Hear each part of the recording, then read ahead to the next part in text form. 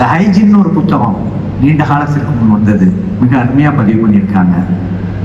The fermented rice water and the fermented vegetable water is the powerhouse of nutrients. That is nothing but a nutraceutical food. நிரம்ப சாப்பிடணும்னு நினைக்க வேணாம், குறைச்சி சாப்பிடுவோம். உணவில் கவனம் வேண்டும் என்பதற்காக இதை நான் உங்களிடம் பதிவு செய்கின்றேன். எந்த மருந்தை எதோட சேர்த்து சாப்பிடணும், இந்த மருந்து இதோட சேர்த்து சாப்பிடணும், இதை இதோட சேர்க்கக்கூடாது, இது உணவுக்கு முன், இது உணவுக்கு பின், உணவு உண்டு 2 மணி நேரம் கழித்து, மிக தெளிவான அறிவை நம் மக்கள் பெற்றிருக்கிறோம். ஏன் பெற்றோம் தெரியல. ஆனால் உணவில் எந்த உணவை எப்பொழுது சாப்பிடுவது, எதை எதனுடன் இணைத்து சாப்பிடுவது இல்லையே. மரபில் அறத்தில் ஓங்கி உயர்ந்து வாழ்ந்திருந்த நம் சமூகம் என்று சரிந்திருக்கிறது என்றால் உணவில் பெரும் புரட்சி தேவைப்படுகிறது என்பதை நாம் புரிந்து கொள்ள வேண்டும்.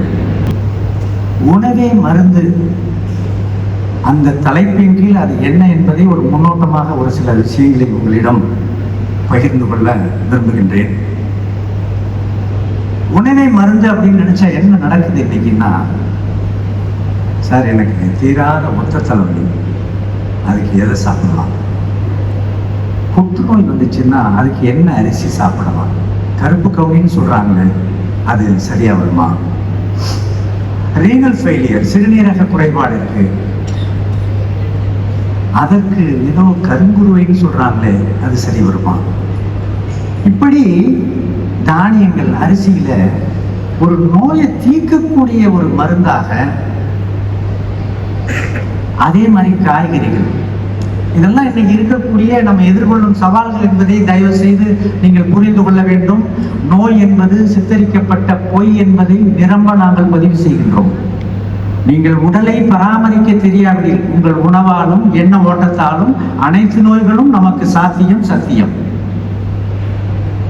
ஒரு உணவில் ஒழுக்கம் இருக்கிறது, ஒரு உண்மை இருக்கிறது, ஒரு முழுமை இருக்கிறது என்பதை நாம் புரிந்து கொள்ளாவிடில் எந்த மருந்தும் எந்த மருத்துவமும் நமக்கு பயன் தராது பூரணமாக. அதற்கு இன்றைக்கு இருக்கக்கூடிய நிறைய கேஸ் ஃபைண்டிங்கே நம்ம பார்த்து கொள்ளலாம். நம்ம உடம்ப ஒரே உறுப்பா பார்க்கணும். A body is a single organ. தயவு செய்து புரிந்து கொள்ள வேண்டும். ஹார்ட் தனி, கிட்னி தனி, இப்படி எல்லாம் அல்ல. அனாட்டமியை படிச்சதுனால நம்ம உறுப்புகளை தனியா பார்க்கணும்னு அவசியம் இல்லை. உடல் என்பது ஒரே உறுப்பு, அதில் உபாதை என்பதும் ஒன்றே ஒன்று. அது தலையிலிருந்து கால் வரைக்கும் எங்க பிரச்சனைனாலும் that is one disease. தீர்வு என்பதும் ஒன்றே, அது உணவால் தான் இருக்க முடியும். இதை நாம் புரிந்து கொள்ள வேண்டும். ஒரு உணவு என்பது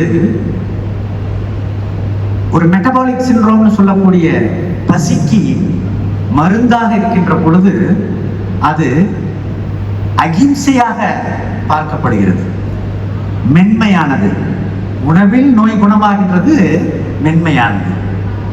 மருந்தில் குணமாக வேண்டும் என்று நினைப்பது ஹிம்சையானது. இது விதேசி, அது சுதேசி. தயவு செய்து நாம் புரிந்து கொள்ள வேண்டும். உங்கள் இடத்தில் விளைகின்ற ஒரு பொருள் உங்களை குணப்படுத்துமையானால் அது சுதேசி நிவாரணம். ஒரு மருந்தால் தான் நீங்கள் தீர்த்து கொள்ள முடிய வேண்டும் என்று நினைத்தால் அது நிச்சயமாக முடியாது, விதேசி. உணவில் மருந்து இருந்தால் உங்கள் உடலை வளர்க்கும், உயிரை பெருக்கும். மருந்தில் உணவு இருந்தால் உடலை சுருக்கி உயிரை கரைக்கும் என்பதை நாம் புரிந்து கொள்ள வேண்டும். அதுதான் நடந்துகிட்டு இருக்கு. என்னமோ நம்ம ஏதோ ஒரு மருந்துல எதை வேணாலும் தீர்த்துக்கலாம்னு இன்னைக்கு வாழ்முறைகள் எவ்வளவு தவறான இடத்தில் இருக்கிறது என்பதை இங்கு இருக்கும் அனைவரும் என்னையும் சேர்த்து புரிந்து கொண்டு நாம் அதற்கான காரியங்களை உடனே செய்ய வேண்டும். ஒரு ஃபங்க்ஷனல் ஃபுட்னு சொல்றது, a right functional food, செயல்பாட்டு உணவு இருக்குமே ஆனால் functional wellness இருக்கும், functional wellness இருக்கும். a wrong functional food என்றால் functional illness இருக்கும். அப்ப வெல்னஸா இல்னஸா யார் முடிவு பண்றது? உங்கள் உண்ணுதலும் எண்ணுதலும் உங்கள் ஆரோக்கியத்தை நிர்ணயம் பண்ணும்.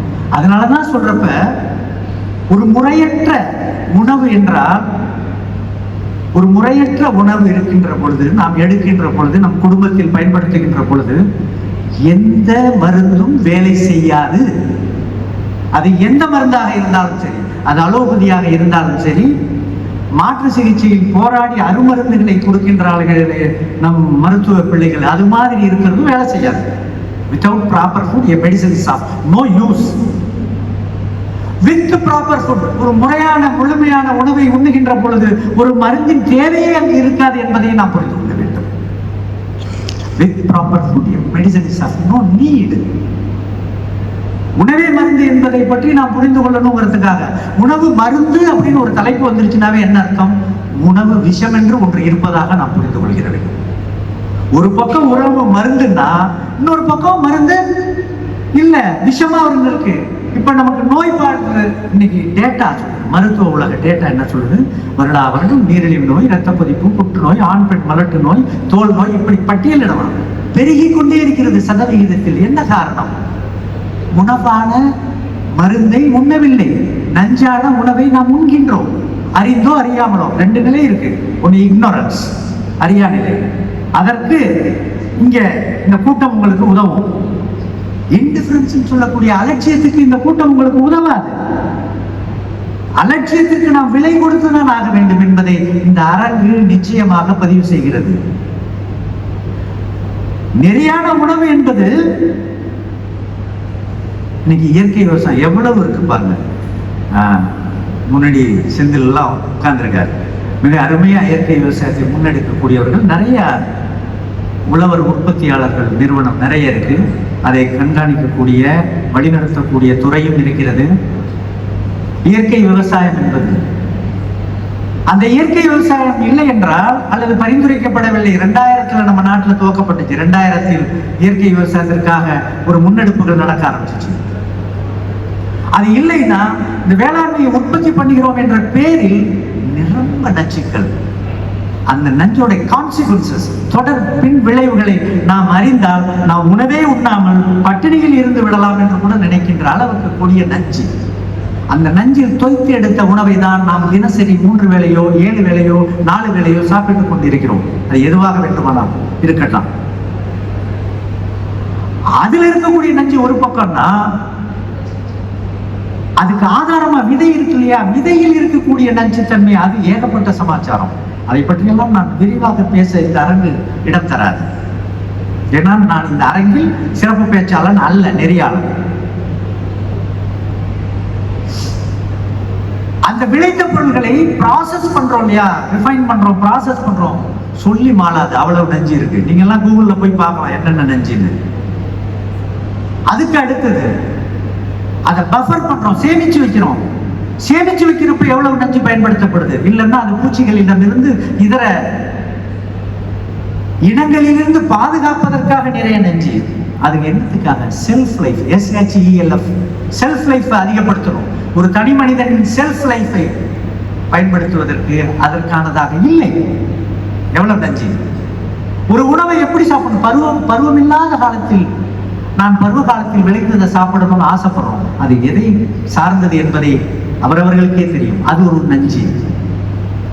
ஒரு உணவை எப்படி சாப்பிடணும்? மோனோ ஃபுட்டா எடுக்கலாம். The right food should be consumed in mono level.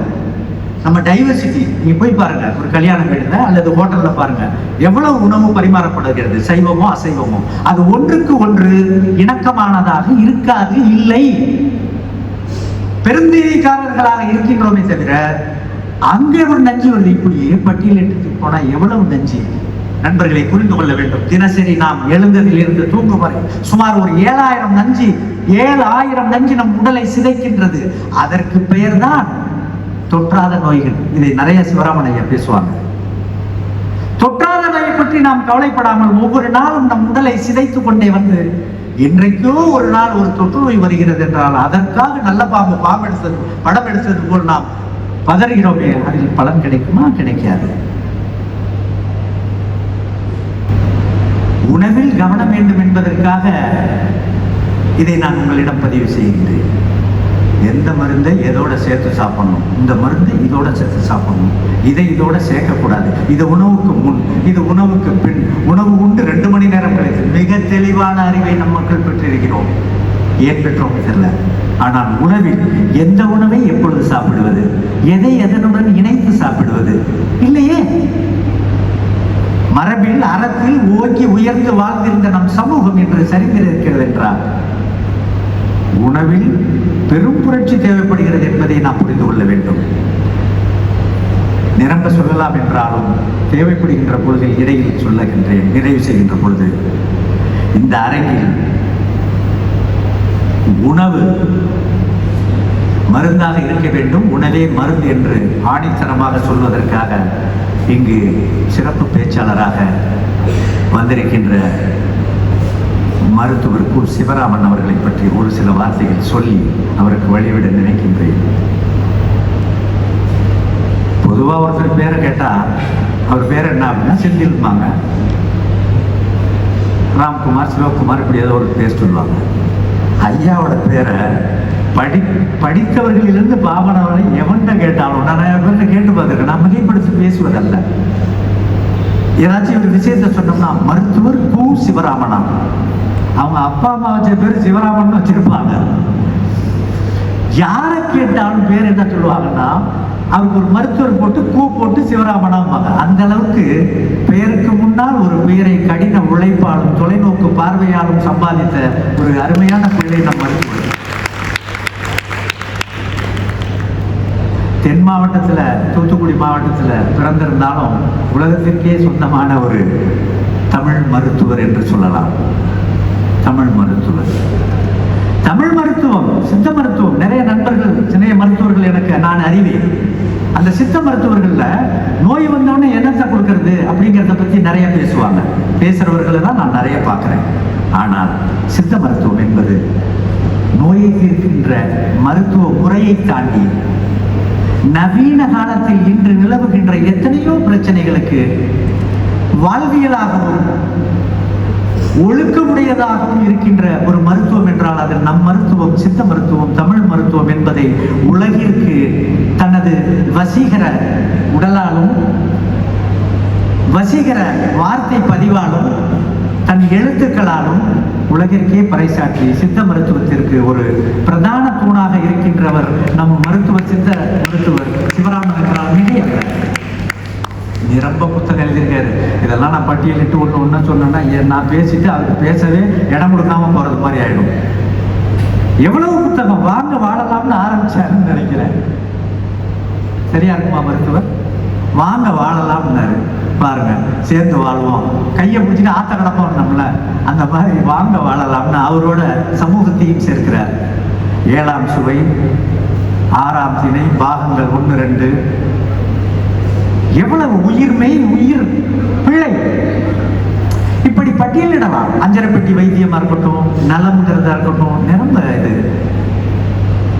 பயண கட்டுரை எழுதின மிக அருமையான இது. அங்கொரு நிலம் அதில் ஒரு வானம், அங்கொரு நிலம் அதில் ஒரு வானம். இது எல்லாத்தையும் தாண்டி ஒரு அருமையான கவிஞர் சிந்தனாவாதி. ஒரு மருத்துவர் சிந்தனாவாதியா இருந்தா மட்டும்தான் இப்படி மருத்துவத்துல மருத்துவர் கு. சிவராமன் பெயர் எடுக்க முடியும். இல்லைன்னா அவர் கிளினிக்கோட பெயர் எடுக்க முடியும். ஒரு இனோவேட்டிவ் ஐடியாஸ் சொல்றாங்க இல்லையா, எதையுமே ஒரு புதிய பார்வையில் பார்க்கக்கூடிய மிக அருமையான கடைசி கூறு வரை தானே கவிதை மருத்துவர். கடைசி கூறு வரை, முடியாத பென்சில், மிக அருமையான கவிதை தொகுப்பு. நம்ம எல்லாமே ஒரு புத்தகம், சிவராமன் ஐயா புத்தகமா இருந்தாலும் வாங்குவோம், 4 வரி படிப்போம், முழுசும் முடிச்சிருக்க மாட்டோம். முழுசும் படிச்சோம் ஒரு புத்தகமாகவும் அவர் நிறைய எழுதியிருக்காரு. ஒரு புத்தகமாவது சிவராமனுடைய புத்தகத்தை நான் வாங்கினேன், அதை first page to last page முழுவதும் படித்தேன் அப்படி என்பவர்கள் யாராச்சும் இருந்தா கை தூக்குங்க. வாழ்த்துக்கள், வாழ்த்துக்கள். அப்படின்னா என்னன்னா அப்படியே கடந்து போறது. கடக்காதீர்கள், இது அது போன்ற தலைப்பு அல்ல, வாழ்வியல் சார்ந்தது. நித்திய கர்ம ஒழுக்கத்தை வள்ளலார் சொல்றார் என்றால் அதை அடித்தொட்டி சொல்லுகின்றவர் சிவராமன். ஏன் அதை நம்ம எடுத்துக்க கூடாது? நிரம்ப விருதுகள் வாங்கியிருக்கார். 2004 சிறந்த புத்தகத்திற்கான விருது, தமிழ்நாடு எம்.ஜி. ராமச்சந்திரன் மருத்துவ பல்கலைக்கழகம் அவருக்கு சிறந்த மருத்துவர்னு விருது கொடுத்திருக்கு. அப்படி விருதுகள் பட்டியலும் நிறைய வச்சிருக்கார். பொறுப்புகள்னு எடுத்தீங்கன்னா நிறைய. ஹெல்த் இந்தியாவுடைய இணை இயக்குனராக இருந்து பதிவு புரிந்தவர். அவரே ஒரு மருத்துவ மையம், ஆரோக்கிய சித்த மருத்துவத்தின் நிறுவனர் மற்றும் தலைமை மருத்துவராக இருக்கார். 2020 கொரோனா வந்த பொழுது தமிழ்நாடு அரசு 25 பேர் கொண்ட குழுவை நியமித்திருந்தது. அதில் ஒரு முக்கியமான உறுப்பினர். கொரோனா எல்லாரையும் பயமுறுத்துச்சு இல்லையா? அவர் ஒருத்தர் பயம் இல்லாமலே அதை பற்றி நிறைய பதிவு பண்ணியிருக்கார். இன்றைக்கு திட்டக்குழு உறுப்பினராகவும் இருந்து அரசுக்கு நிறைய மருத்துவம் சார்ந்த விஷயத்திலையும். அதில் இன்னொரு பெரிய என்னை போன்றவர்களுக்கு மகிழ்ச்சி என்னன்னா, ஒரு சித்த மருத்துவர் இயற்கை வேளாண்மைக்காக தன் உயிரையும் பயணம் வைத்து உழைக்கின்றார் என்றால், ஐயா நீங்கள் நீர் வாழ வேண்டும், நிறைந்து மகிழ்ந்து வாழ வேண்டும், வாழ்த்துக்கள். ஐயாவுக்கு வழிவிடுகிற நிறைய விஷயம் இருந்தாலும் உணவை மருந்தாக எடுத்துக்கொள்ளுங்கள், அது உங்களுக்கு பூரணத்தை தரும். மருந்தை இணைத்து எடுப்பது என்பது உங்கள் உடலை சிதைத்துவிடும். எனி பில்ஸ் பிரிங்ஸ் இல் என்று சொல்லி நிறைவு செய்து தொடர வாய்ப்பு இருந்தால் தொடர்கின்றேன். நன்றி, வணக்கம்.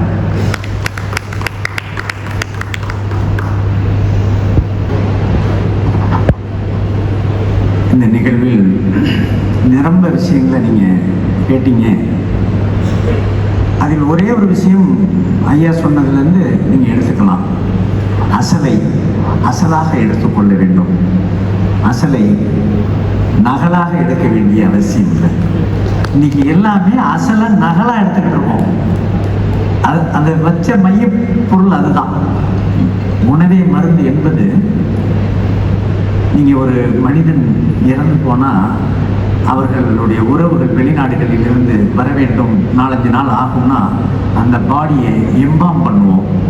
எம்பாம் பண்றதுன்னா என்னன்னா, ஒரு ரசாயனங்கள், வேதியியல், அது ஒரு 7-8 ரசாயனங்கள், அதை வாசனை நறுமணத்தோடு கலந்து அந்த உடலில் ஏற்றி அந்த உடல் நாராமல் அழுகாமல் பத்திரமாக வச்சிருப்பாங்க. 4-5 நாள் அவங்க வர்றதுக்கு, 1 வாரம் கழிச்சு வர்றதுக்கு. அது எம்பாமிங் டெக்னாலஜி. மிக வருத்தமாகவும் அவசியமாகவும் இருக்கும் என்பதனால் பதிவு செய்கின்றேன். நாம் உண்ணும் உணவு கிட்டத்தட்ட அதில் இருக்கக்கூடிய உயிர் சத்துக்கள், உப்பு சத்துக்கள், ட்ரேஸ் எலிமெண்ட்ஸ் சொல்லக்கூடிய பயோ ஆக்டிவ் எலிமெண்ட்ஸ், இது எல்லாத்தையும் அப்புறப்படுத்தி அந்த செல்ஃப் லைஃபுக்காக எப்படி 4 நாள் கழிச்சு, 1 வாரம் கழிச்சு ஒரு மனிதன் தன் பிள்ளைகள் பார்க்க வேண்டும் என்பதற்காக பசரப்படுத்தி இருக்கிறார்களோ, நம் மக்கள் ஒரே உணவை தொடர்ந்து உண்ண வேண்டும். அரிசின்னா அரிசி தான், பருப்புன்னா பருப்பு தான், கோதுமைன்னா கோதுமை தான். அப்படி அல்ல. பயோடைவர்சிட்டி, பல்லுயிர் பெருக்கம் என்பது நம் உலகத்தில் கிட்டத்தட்ட 30,000 தாவரங்கள் இருந்ததை இன்று 121 தாவரம் உலக அளவில் வியாபாரம் செய்கின்றோம். நம்ம நாட்டில் அதிகமாக கோதுமை, அரிசி, சோளம் என்ற நிலை மாறி வரப்பில் உள்ள பசுந்தாவரத்தை மாடு தின்றால் அதற்கு பெயர் புல், அதையே அறுத்து மனிதன் தின்றால் அதற்கு பெயர் கீரை என்பதை நாம் புரிந்து கொள்ள வேண்டும். பல்லுயிர் பெருக்கம் பரவி இருக்கிறது. அதை நாம் புரிந்து கொண்டு அசலாக எடுத்துக்கொள்வோம் என்பதை மிக தெளிவாக பதிவு செய்த மருத்துவர் கு. சிவராமன் ஐயா. நிறைய அனுபவங்கள், நிறைய ஆதங்கங்கள் இப்படித்தான் இருக்கும். இந்த துறையில் தன்னை அர்ப்பணித்துக் கொண்டவர்களுக்கு கோபம் நிறைய தான் வருது. ஏன்னா பக்கத்திலேயே நல்லது இருக்கு. ஏழு சிரமப்பட்டு எங்கிருந்து ஒன்று கொண்டு வரோம். கிவி ஃப்ரூட் சொன்னார் இல்லையா, எத்தனை மைல் தூரத்திலேருந்து எங்கேருந்து வருது. சிறப்பாக சிரிக்குது நம்ம வாழைப்பழம். ஒலிகோ சாக்கரைட், ஃப்ராக்டோ ஒலிகோ சாக்கரைட்னு ப்ரீபயோட்டிக்ஸை ப்ரொமோட் பண்ணக்கூடிய மிக அருமையான கனி வாழைக்கனி. அதுதான் ப்ரோபயோட்டிக்ஸை என்ஹான்ஸ் பண்ணும். அரிசியை அவிச்சு சோறா திங்கணும்னு அவசியம் இல்லை.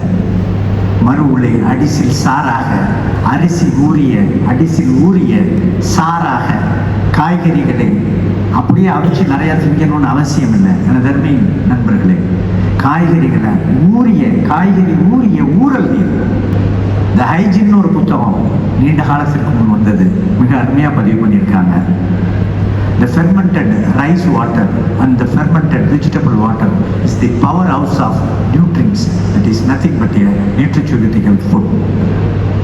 நிரம்ப சாப்பிடணும்னு நினைக்க வேணாம், குறைச்சி சாப்பிடுவோம், முழுமையானதை சாப்பிடுவோம். இந்த அரங்கிற்கு அதை நாம் அனைவரும் நன்றி செலுத்துவதோடு, வேளாண்மை மற்றும் உழவர் நலத்துறை மிக அருமையாக இந்த வணிக திருவிழாவை நடத்துகின்ற அனைத்து உள்ளங்களுக்கும், பல்கலைக்கழக விஞ்ஞானிகளுக்கும், வேளாண் துறை அதிகாரிகளுக்கும் இந்த துறை மாண்புமிகு அமைச்சர் உட்பட அனைவருக்கும் நன்றி தெரிவித்து, இதிலிருந்து ஐயா சொன்னது மாதிரி டேக் ஹோம் மெசேஜாக உங்களுக்கு என்ன வேணுமோ எடுத்துட்டு போங்க, எதையாச்சும் ஒன்று எடுத்துட்டு போங்க.